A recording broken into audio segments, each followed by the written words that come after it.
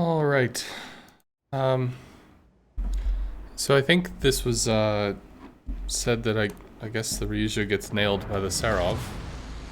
Action stations. And the question was, what can you do? So I haven't seen this yet. But one thing that's really worth pointing out is the fighter consumables here only drop 3 fighters. And I think the Serov goes out in waves of 6.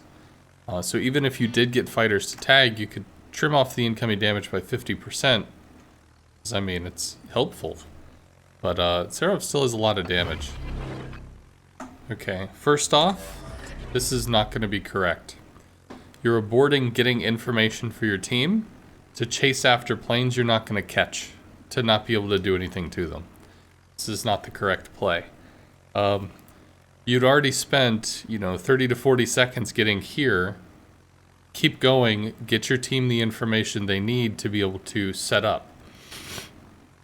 I mean, there's not very many enemies. There's probably a battleship down here, etc. But is the battleship going wide? Is it going in? Is it going to this island? Is it going to that one? Is the cruiser going here? Is the cruiser going there? Maybe you trip across the DD, then they know which DD they're facing. There's so much information that can be gathered by going down here instead of trying to chase these planes for no reason. Because it's like yeah, and then this fighter was also not correct. Now the reason for that is twofold. One, we're literally going to be talking about Russian CVs. They attack in one big shot. Fighters only attack when something has ammunition. So if the Russian CV comes in and triggers its attack, well then all of its planes are going to unload that ammunition, and therefore they're not a fighter target. The fighter could tag on, and then they could attack either their target or the water, and the fighter will just leave because it's already been used. As long as it starts to shoot, makes the machine gun noise. So one, if you're going to use a fighter against a Russian CV, it cannot be on top of the target, because by the time they get on top of the target, they're already going to shoot, and then they just leave. It has to intercept the Russian planes on the line of attack. So for instance, to try to protect your CV here, you wouldn't put a fighter over you, you'd put a fighter out here. Because it's 6 kilometers away, they're going to come in, the fighter's going to latch, and it's going to kill planes in this area before it actually comes in and takes the shot. So you need to be plugging up attack lines. Now you don't have a ton of ships in this because it's a Q dump where you've only got 6 people on either side. So there are going to be holes in the AA. The Omaha's AA is going to go out to about here. Bisbee, no. Byron AA. So I mean, there's all this space for the CV to slip through with no AA being an issue. You could, for instance, try to drop fighters between here and the Byron if you really wanted to plug the gap, but you could just strike the Omaha. So if the question was, how do I stop him from getting back here to get to me? The answer is by plugging the gaps. Not necessarily by trying to quick drop him. If you had fighter skills, if the radius was up even higher, which it does look like you have the 1-pointer. Maybe you have the 1-pointer that does the 10% increase, 2.5 to 2.75. Anyway. Fighter dropping is hard. You can do it. You would need to drop like here, for instance, and for him to continue flying in through your fighter, so it would tag kind of thing. But yeah, so another thing to point out. You've started moving forward. You're against a Russian CV. Russian CVs are all broadside based. Torps, skip bombs, rockets, all broadside based. You had an island right here. If you put your hull in this position, yes, you've got a long flight. And I mean, if you want to move up or whatever, take an island position, sure, do you. But in terms of like countering this, understand that if you have an island protecting your broadside, then that's not an available shot. So the only shot that is available is from the other broadside. In that case, the CV would have to come all the way up, over and around to come in to strike you from this angle. The Fuso could use that, for instance, using this island, blocking strikes from this lane, except maybe rockets, I guess. but blocking strikes from this lane, which would force him to come over, around, and come in on this line. And I mean, if you can ever stop a CV from doing least time attacks, that's good stuff. Omaha has a broadside exposed. If the CV was going to come in, they'd come in like that. He could obviously just turn. Maybe he's moving to get in position, etc. But right now, you're likely going to get rocketed and it's going to hurt. So once again, okay. You've already dropped a fighter on yourself. This is not going to matter, because the Russian CV is going to come in, start its attack, and leave. And as soon as it starts its attack, because it only has attacking flight, it doesn't have extra planes, the fighter's just not going to latch. It's not about putting the fighter here, it's about putting the fighter out there.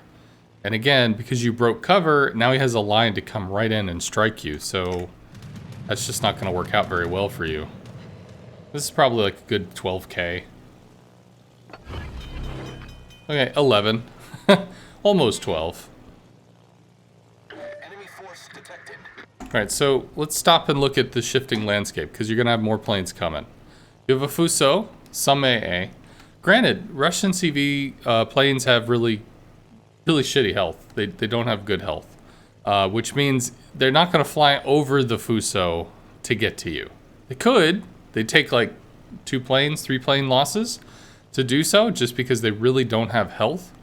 So having the Fuso on your side blocks this area.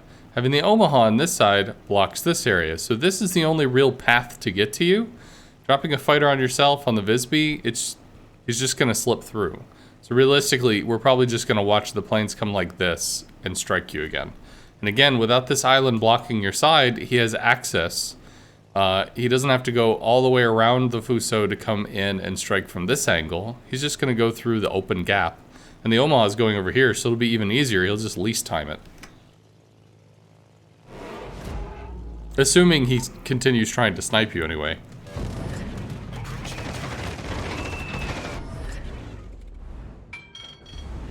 Yeah. Problem solved, sir. If you say Torps, then you have enemy CV planes, skip bombers. Just again, they're going least time. They're not going over the Bayern's AA. At tier 6, like AA is not very powerful. Because tier 6 is still kind of training wheel tier. You're still learning CVs, you're still figuring it out. So there's not a lot of flak. There's not a lot of fighters by design, in the exception of the Baron. The Baron has a beautiful fighter suite. But even still, like, you have AA coverage here, you have AA coverage here, it's just right in the hole, and without any kind of fighters, any kind of anything here, they're just gonna go right over and kill you. And so you broke cover, only to have to immediately run away and take more damage. The ship is on fire. So yeah, you almost could have just reversed and stayed back there until you knew what was going on. Until when your planes are over here and you start getting an idea of where the enemy is, you can drop a fighter. And then the fighter will continue to see the enemy after you come and strike something or shoot something or do something, in which case you have more time to be able to kind of feel out the lay of the land. And while the Ryujo has low detection, you have 2 battleships over here, Mackinson and Issei. You get lit. Even if the CV's not striking you, if you get lit, you just get shelled down by battleship fire. You have to be aware of that in a tier 6 CV.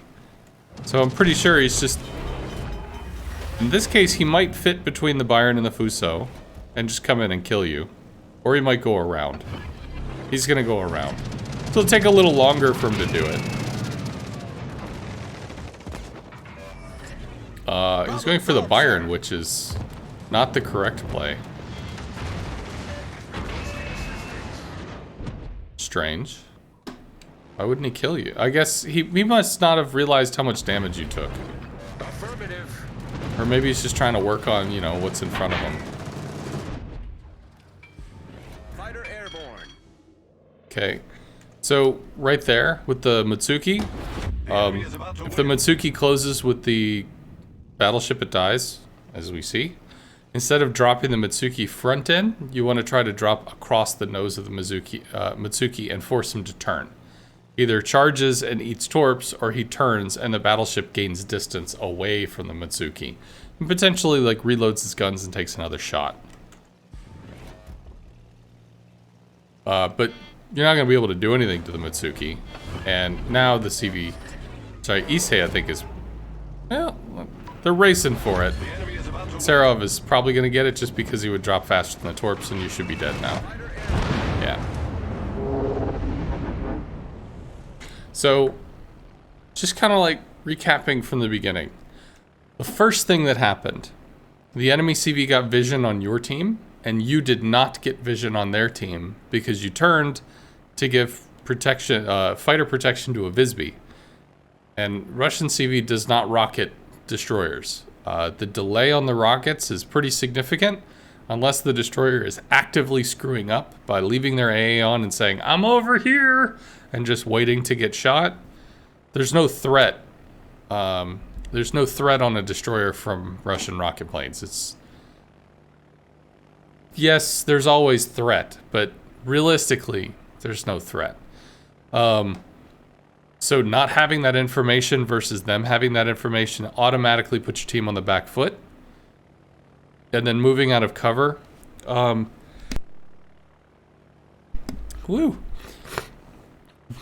thing to point out, which is potentially good for you, is that you pulled 2 strikes onto your CV and off of your team. That being said, they were very successful strikes. Pulling the damage off of your team does allow them to move forward and take spaces, and the Omaha doing the dishwasher strat where everybody just kind of whirls around in a circle, I don't think that worked out for anybody. But I will say again, like, if you came over here and you dropped a fighter, you guys would have seen the battleships. You guys might have been able to take island cover and shell them while they were pushing forward. Not having that information, I think, really puts your team at a severe disadvantage from the start. And I mean, you were against a div that knows how to play, so there's also that. But anyway, I hope this was helpful. Maybe you learned something. A good one.